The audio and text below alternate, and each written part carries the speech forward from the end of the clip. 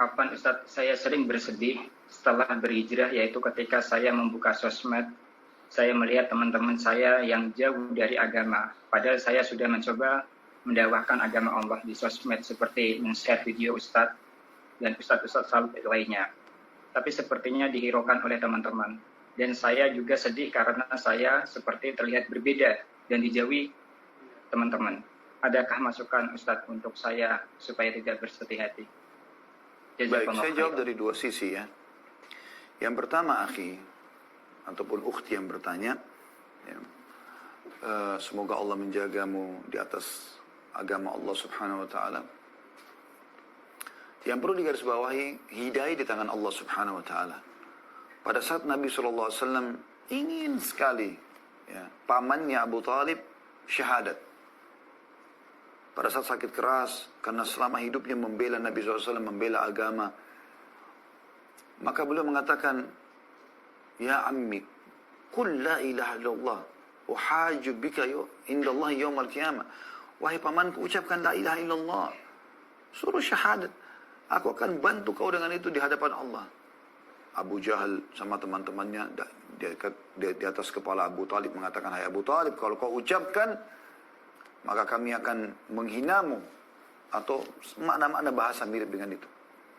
Maka Abu Talib mengatakan, aku tidak mungkin meninggalkan agama atau meninggalkan komunitasku, ya, atau agama nenek moyangku. Lalu dia meninggal dalam keadaan kufur. Sampai Nabi SAW mengatakan, dan ini hadis diriwayatkan Ibnu Abbas radhiyallahu anhu, sepupu Nabi SAW, ponakannya juga Abu Talib, dalam hadis sahih, sesungguhnya orang yang paling ringan siksaannya di neraka adalah Abu Talib, yang dia diberikan 2 sandal dari api neraka, ya, yang membuat otaknya mendidih. Nabi SAW sempat sedih. Lalu Allah turunkan ayat yang masyhur, A'udzubillahi minasyaitonirrajim, innaka la tahdi man ahbabt, walakin Allah yahdi man yasha. Sungguhnya hai Muhammad, kau tidak bisa memberikan petunjuk siapa yang kau inginkan, dan Allah memberikan petunjuk siapa yang dia inginkan. Maka tugas kita menyampaikan. Berapa kali juga Nabi SAW berharap tokoh-tokoh Quraisy masuk Islam, tapi mereka memiliki kekufuran.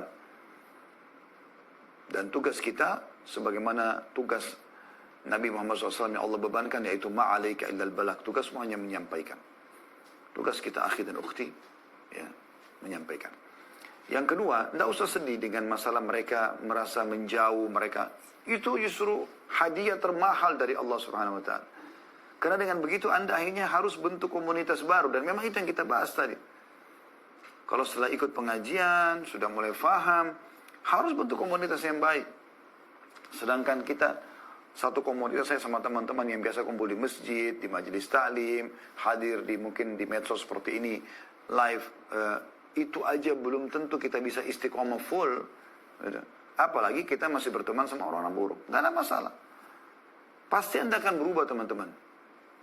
Hadits Nabi SAW tadi dikatakan, almaru ala dini khalil, seseorang akan sesuai dengan agama temannya. Memang begitu. Orang yang mulai dekat dengan keimanan, terasa iman dalam hatinya, mulai saleh dan salihah, mereka merasa gerah berada di dekat ahli maksiat. Nggak nyaman lagi lihat orang merokok, orang minum khamar, orang bergaul bebas, omong kosong. Kita sudah merasa terganggu dengan itu.